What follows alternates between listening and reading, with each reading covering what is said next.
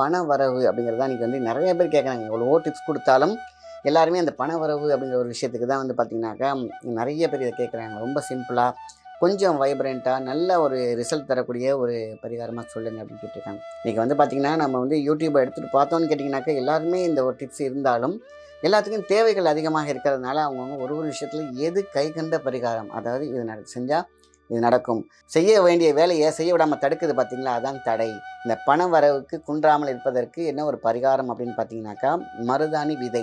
இதை செஞ்சு வச்சிங்க அப்படின்னு கேட்டிங்கன்னா எண்ணமும் இயக்கமும் சேரும் பொழுது வெற்றி நிச்சயமாக பெருகும். இதை மட்டும் 27 தடவை சொல்லிகிட்டே வாங்க. அந்த முடிச்ச கையில் வச்சுட்டு மெடிடேஷன் வச்சுக்கலாம், பத்திரமா வச்சுக்கலாம், பூஜையில் வச்சுக்கலாம், தலைவாணி கட்டுக்குள்ள வச்சுக்கலாம், இல்லை கேஷியர் கட்டத்தில் வச்சுக்கலாம், பிஸ்னஸ் பண்ணுற இடத்துல வைக்கலாம். மருதாணி விதைக்கு அப்படி ஒரு சக்தி உண்டு.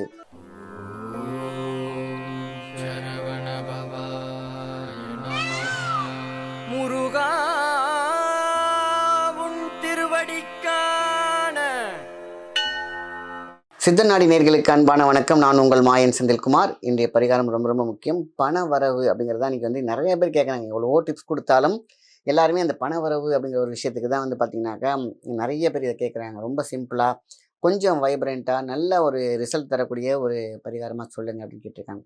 இன்றைக்கி வந்து பார்த்திங்கன்னா நம்ம வந்து யூடியூப்பை எடுத்துகிட்டு பார்த்தோன்னு கேட்டிங்கனாக்கா எல்லாருமே இந்த ஒரு டிப்ஸ் இருந்தாலும் எல்லாத்துக்கும் தேவைகள் அதிகமாக இருக்கிறதுனால அவங்கவுங்க ஒரு ஒரு விஷயத்தில் எது கை கண்ட பரிகாரம், அதாவது இது செஞ்சால் இது நடக்கும்.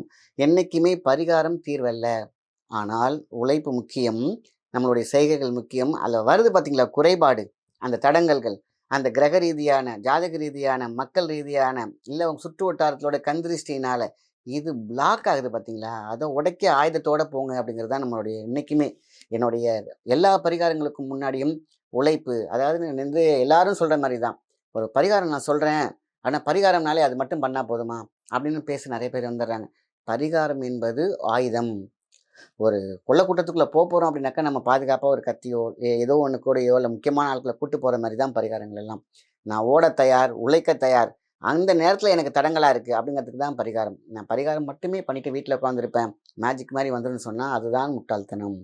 நான் இயங்க மறுக்கிறதுக்காக என்கிட்ட ஒரு பெட்ரோல் இல்லாமல் தடுங்குது பார்த்தீங்களா, அந்த பெட்ரோல் டியூப்பில் லாக்காக இருக்குது பார்த்தீங்களா, இல்லை டியூப்பில் ப்ராப்ளம் இருக்குல்ல, மெக்கானிசத்தில் ப்ராப்ளம் இருக்குது பார்த்தீங்களா, 5 மணிக்கு எந்திரிச்சு ஓட போகிறேன் அப்படின்னு நீங்கள் நைட்டு ஃபிக்ஸ் பண்ணுறீங்க. 5 மணிக்கு ஓட முடியலன்னா அங்கே சோம்பல்னு ஒன்று இருக்குது பார்த்தீங்களா, அந்த சோம்பல் ஏன் வருது, அதான் திருஷ்டி.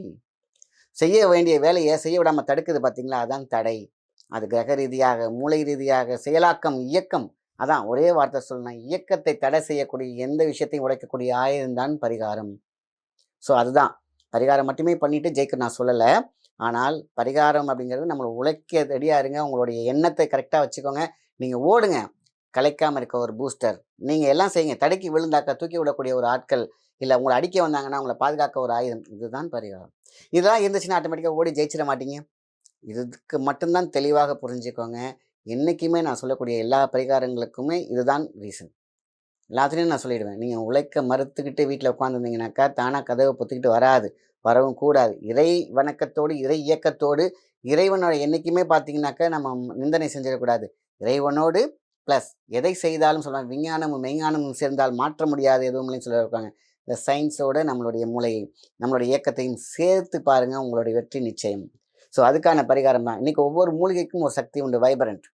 ஒவ்வொன்றுக்கு ஒரு வாசம் இருக்குது. ரோஜாவுக்கு ஒரு வாசம் இருக்குது, மருதாணிக்கு ஒரு வாசம் இருக்குல்ல, அது மாதிரி மருதாணி அரசாணி அப்படின்னு சொல்லுவாங்க. இந்த பண வரவுக்கு குன்றாமல் இருப்பதற்கு என்ன ஒரு பரிகாரம் அப்படின்னு பார்த்தீங்கன்னாக்கா மருதாணி விதை. நாட்டு மருந்து கடையில் வாங்கிக்கோங்க. ஒரு வெள்ளை துணியில் மருதாணி விதையை கொஞ்சம் கொட்டிக்கோங்க, பச்சை கற்பூரம் கொஞ்சம் வச்சுக்கோங்க, கேஷ் இல்லைனா உங்களுக்கு எவ்வளோ பணம் வேணுங்கிறத உங்கள் கையால் எழுதுங்க, அவ்வளோதான். இல்லைனா எவ்வளோ பணம் இருந்தாலும் அது ரொட்டேட் ஆகணுங்கிறத எழுதுங்க. என்ன ஆசைப்படுறீங்களோ அதை எழுதுங்க, ஒரு முடிச்சு போட்டு வைங்க, அவ்வளோதான். நீங்கள் தூங்கும்போது உங்கள் தலைவாணி கடையில் வச்சுக்கோங்க. இதுலேயும் ஒரு சயின்டிஃபிக்கல் லாஜிக் இருக்குது. உறங்கும் பொழுது நம்மளுடைய ஆறா வந்து பார்த்திங்கன்னா நம்ம மூளையின் திறன் வந்து பார்த்திங்கன்னா அவ்வளோ பாசிட்டிவாக இருக்கும். ஸோ அந்த நேரத்தில் பாசிட்டிவ் டபுள் பாசிட்டிவாக இருந்துச்சுனாக்கா வெற்றி நிச்சயம். அப்போ அது தலைவாணிக்கு இடையில் உங்களுடைய அந்த மருதாணி விதையோட பச்சை கற்பூரம் நல்ல தூக்கத்தை தரும், ஒரு நிலையை கொடுக்கும். அங்கே பாசிட்டிவ் சாக்கடையிலேருந்து பூக்கடைக்கு மாற்றக்கூடிய ஒரு பாசிட்டிவ் வைபன்ட் இருக்கும். ஸோ இதுதான் வந்து நம்மளுடைய வாழ்க்கையில் என்றைக்குமே ஒரு இடத்துல நின்றுட்டிங்கன்னா மைனஸுக்கும் ப்ளஸுக்கும் ஒரு கோடு தான் டிஃப்ரென்ஸ். அந்த கோட்டில் வா அப்படின்னு இழுத்து விட்றோம் பார்த்தீங்களா, அங்கே தான் இருக்குது நம்ம சூட்சமும் வெற்றி. அதுக்கு தான் இந்த பரிகாரங்கள் எல்லாமே. இதை செஞ்சு வச்சிங்க அப்படின்னு கேட்டிங்கன்னா எண்ணமும் இயக்கமும் சேரும் பொழுது வெற்றி நிச்சயமாக பெருகும். மருதாணி விதை பச்சை கற்பூரம், கொஞ்சம் கேஷ். அதை எடுத்து முடிச்சு எப்போதும் பத்திரமா வைங்க. பணம் தான் எனக்கு பிரச்சனை அப்படின்னா பணம். இல்லை ஏதாவது வேலைக்கு எழுதுறீங்களா ஒரு பேப்பரில் எழுதி உள்ளே வைங்க. ஸோ எண்ணத்துக்கும் எழுத்துக்கும் ஒரு ஈடேற வாழ்த்துக்கள் உண்டு. இந்த வார்த்தைக்கும் ஒரு வைப்ரண்ட் உண்டு. அதான் நியூமராலஜி, ஃபிசிக்காலஜி ப்ளஸ் நம்மளுடைய மந்த்ராலஜி. மீன்ஸ் மந்திரம்னா மந்தி, மந்தியை திறக்கும் சாவி ஸ்ரீ. ஸோ இந்த முடிச்சை வச்சுட்டு ஒரே ஒரு குட்டி மந்திரம் இருக்குது. ஸ்ரீ வசி வசி. ஸ்ரீ அப்படிங்கிறது வந்து சாவி. எனக்குள்ள இருக்கக்கூடிய பூட்டை திறந்துருன்னு தான் அர்த்தம். ஸ்ரீ வசி வசி சுவாக. ஸ்ரீனா அனைத்தையும் அடங்கும். ஸ்ரீனா சாவி. வசினா நான் எல்லாமே எனக்கு தேவையானலாம் வசி வசி சுவாக. எனக்குள்ள எல்லாம் ஐக்கியம். அதான் ஸ்ரீ வசி வசி சுவாக. இதை மட்டும் 27 தடவை சொல்லிகிட்டே வாங்க. அந்த முடிச்ச கையில் வச்சுட்டு மெடிடேஷன் வச்சுக்கலாம், பத்திரமா வச்சுக்கலாம், பூஜையில் வச்சுக்கலாம், தலைவாணி இடத்துல வச்சுக்கலாம், இல்லை கேஷ் இருக்க இடத்துல வச்சுக்கலாம், பிஸ்னஸ் பண்ணுற இடத்துல வைக்கலாம். மருதாணி விதைக்கு அப்படி ஒரு சக்தி உண்டு. எதுவாகிறாயோ அதுவாகிற சக்தி அதுக்கு உண்டு. பச்சை கற்பூரம் அது சக்தியை மேம்படுத்தும். அதுக்கப்புறம் கூட நம்மளுடைய இயக்கம் என்ன எழுதுகிறோமோ அது முக்கியம். என்ன உள்ளே வைக்கிறோமோ அது பெருகும். ரொட்டேஷன். ஸோ நம்மளோட நினைக்கிற மேனிஃபிகேஷன் என்ன, நம்ம வந்து மைண்டில் வைக்கிறோம். தொடர்ந்து ஒரு விஷயத்தை ரிப்பீட் பண்ணிகிட்டே இருந்தோம்னா அதுக்கு சக்தி வந்துடும். அதுக்கான விஷயம் இந்த பரிகாரம் கொடுத்து விடும். ஸோ பண இயக்கம் இயங்கி கொண்டிருக்க வேண்டும். இயக்கம் இயக்கமாகவே இருக்க வேண்டும். தயக்கம் இருக்கவே கூடாது. அந்த தயக்கம் தான் மைனஸ். Door lock. டோரை திறக்கிறதுக்கான சாவி ஸ்ரீ வசி வசி சுவாக. சூப்பரான ஒரு ஒர்க்கு. இது சிம்பிளாக சொல்லுவோம். இது காசா பணமா எவ்வளோ செலவாயிட போகுது.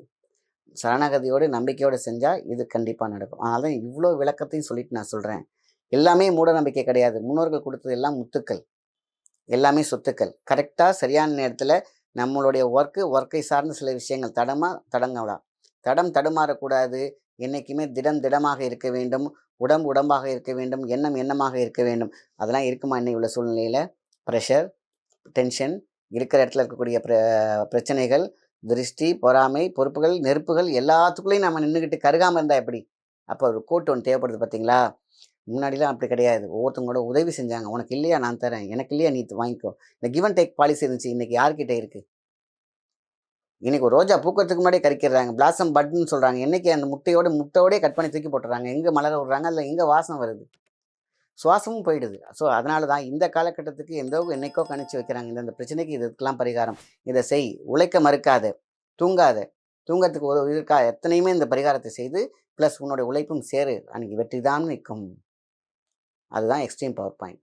ஸோ எல்லாமே சரிவர இயங்க வேண்டும். அங்கே குறை இருந்தால் நிறைக்கான விஷயத்தை ஃபில்லப் பண்ணுவோம். அன்றைக்கி என்றைக்குமே வெயிட் இருக்கும். மேக்னெட் மாதிரி நம்ம என்றைக்குமே எனர்ஜி ஒரு ஈர்ப்போடு இருக்க வேண்டும், பொலிவோடு இருக்க வேண்டும், காந்திகமாக இருக்க வேண்டும், காந்த சக்தியோடு இருக்க வேண்டும். அத்தனை பரிகாரங்களும் ஈர்ப்பை கொடுக்கக்கூடிய விஷயம். நம் முன்னோர்கள் கொடுத்தது அற்புதமான ஒரு பரிகாரங்கள். இந்த பரிகாரம் ஆண் பெண் 2 பேருமே செய்யலாம். படிக்கிறவங்க செய்யலாம். நான் நல்லா படிக்கணும் கூட எழுதி வைக்கலாம். இந்த மருதாணி விதை அரசாணி விதைன்னு பேர். ஒரு விதை போடுறதுக்கு முளைக்கிறதுக்கு சில பேர் ஒரு காலம் வேண்டும். அதுக்கு ஒரு தாளம் வேண்டும். அதற்கு ஒரு ஆழம் வேண்டும். இந்த ஆழம், காலம், தாளம் இந்த 3மே நம்மளுடைய இயற்கை அண்டம் கண்டம் பிண்டத்தோடு இணைக்கக்கூடிய அந்த டெக்னிக் தான் பரிகாரங்கள் எல்லாம். ஸோ வெள்ளிக்கிழமையில் ஆரம்பிங்க. வெள்ளி சல்லி அள்ளித்தரும் சொல்லி வச்சு அடிக்கிற ஒரு வார்த்தைங்கிறத வெள்ளிக்கிழமை பண்ணணும்னா செம நம்பிக்கையோடு, கான்ஃபிடென்ட்டோடு, சரணாகதியோடு செய்யுங்க. எல்லா பரிகாரங்களையும் வெற்றியை தரும். உங்களோட உழைப்பு வீண் போகவே போகாது. நல்ல விஷயத்தை மற்றவங்க ஷேர் பண்ணுங்க. நன்றி, வணக்கம். வாழ்க்கைனா ஒரு பயணம் மாதிரி இல்லையா? சில நேரத்துல பாதை தெளிவா இருக்கும், சில சமயம் இருட்டா இருக்கும். என் வாழ்க்கையும் அப்படிதான். என் கை நிறைய பணம் இருந்தாலும் மனசுல ஒரு நிம்மதி இல்லாம இருந்தது. வீட்ல ஒரு பாசிட்டிவ் எனர்ஜி இல்லைன்னு ஃபீல் பண்ணேன். இந்த பிரச்சனைக்கு ஒரு தீர்வு இருக்காதான்னு யோசிச்சுக்கிட்டே இருந்தேன். அப்போதான் என் ஃப்ரெண்ட் ஒருத்தி மந்திராலயம் டிவைன் ஷாப் பற்றி சொன்னா. முதல்ல கொஞ்சம் யோசனையா இருந்தது. ஆனா ஒரு நம்பிக்கையில அங்க போனேன். கடையில நுழைஞ்சதும் ஒரு தெய்வீக உணர்வு. ஒவ்வொரு பொருளையும் ரொம்ப கவனமா பழமையான முறையில செஞ்சிருக்காங்க. நான் அங்கே வாஸ்து பொருட்கள், அதிர்ஷ்டம் தரும் கிறிஸ்டல் பிரேஸ்லெட், அழகான ருத்ராட்சம் மற்றும் ஸ்படிக மாலைகள்னு நிறைய பொருட்கள் பார்த்தேன். அந்த பிரேஸ்லெட்டை நான் வாங்கிட்டு வந்தேன். முதல் நாள்ல இருந்தே என் மனசுல ஒரு நிம்மதி, ஒரு பாசிட்டிவ் வைப்ரேஷன், என் பிசினஸ்லயும் நல்ல முன்னேற்றம் தெரிய ஆரம்பிச்சது. இப்போ என் வாழ்க்கையில நிம்மதியும் சந்தோஷமும் நிரம்பி இருக்கு. இது வெறும் பொருள் இல்ல, இது என் வாழ்க்கைய மாத்துன ஒரு நம்பிக்கை. மந்திரா